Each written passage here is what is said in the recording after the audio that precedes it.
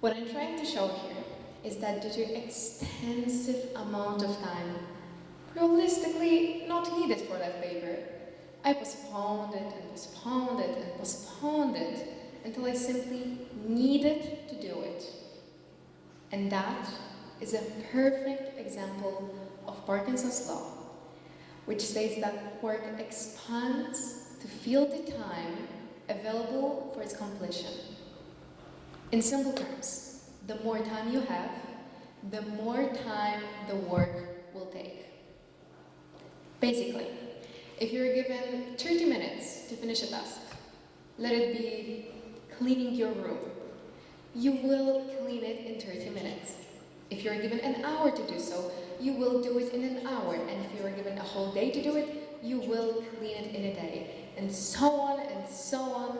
And if there is no deadline set, it is very likely that the room is never going to be cleaned. And that is something worth remembering when having kids. The whole concept of Parkinson's law has been proven in 1955 by Cyril Northcote. In his experiment, a lady was given a whole day to finish just one task, sending a postcard. Seems pretty simple, right? Realistically, it would take a busy person 5, maybe 10 minutes to do so. Yet, that lady spent an hour finding a postcard, another hour searching for obstacles, then half an hour searching for an address, and so on and so on. And most importantly, 20 minutes wondering whether or not she should take an umbrella to walk to the pillar box next street. That definitely was a tough choice. A simple task filled that lady's whole day. It is so, because when we know we have more than enough time to finish a task, it grows in scope. And that is exactly how Parkinson's law works. If you still don't believe it, think about your own experiences, because I am absolutely sure every single one of you has experienced Parkinson's law at some point in your life. Parkinson's law is that project that you should do, but haven't started it yet. It is that book you wanted to read, that film you wanted to watch for such a long time now. It is that study which you have been effectively putting off. It is all that work that you would like to or should do, but for some reason haven't started it yet.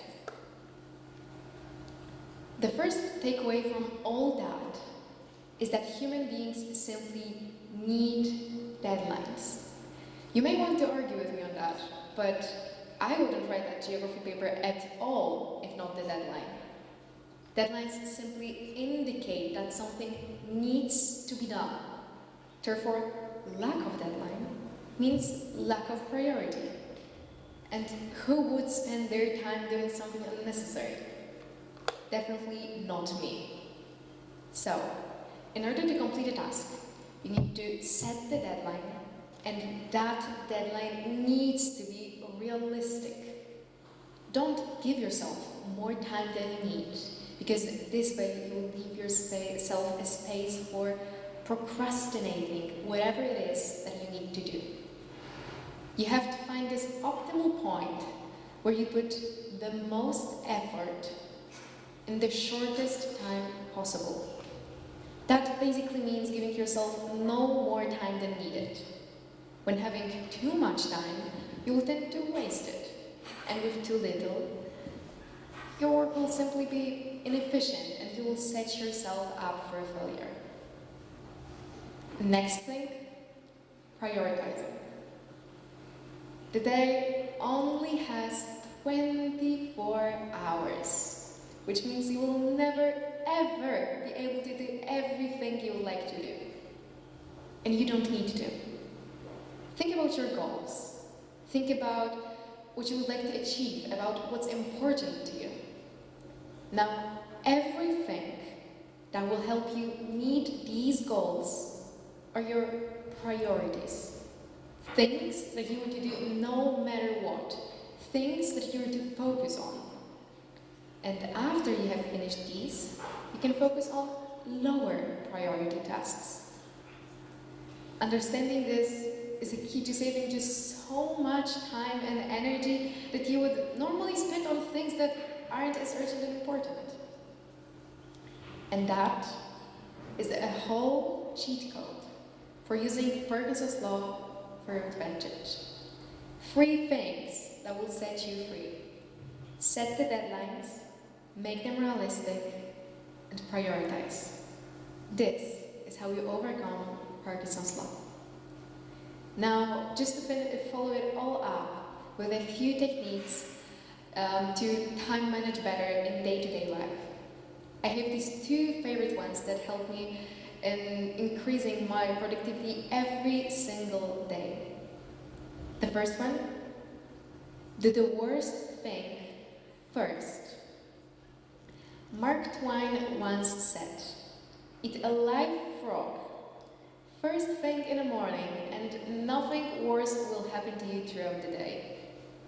And although I am not encouraging anyone to eat a live frog, it might not be such a bad idea to create that habit of doing the worst thing you need to do that day first thing in the morning. Thanks to it, everything else you'll need to do throughout the day will simply be enjoyable. And you won't have this boring, intimidating thing that you do not want to do hanging over you for the rest of the day. And the second method, 3-minute rule. If you come across a task that takes less than 3 minutes to finish, do it immediately.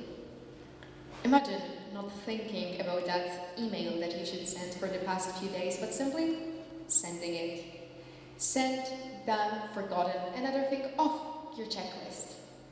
That is exactly what this rule does. It prevents those little tasks from accumulating and becoming distractions later on. And that's it. These 3 things and 2 techniques are your key to managing your time and becoming productive. All that may seem a little simple and obvious even, and that's because it is. And that is exactly my point. You do not need to change your life drastically in order to organize and time manage it better. These 5 things, these 5 little things are all you need to make a difference. Respect your time and respect yourself. Thank you.